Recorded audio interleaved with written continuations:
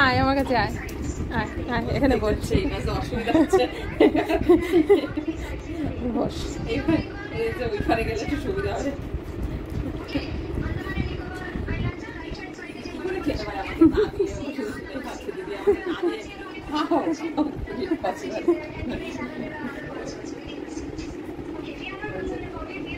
cocoa cocoa অল্প একটু দে এখানে একদম একটুখানি দে ফেলাই বেনালে লোল ভাসছে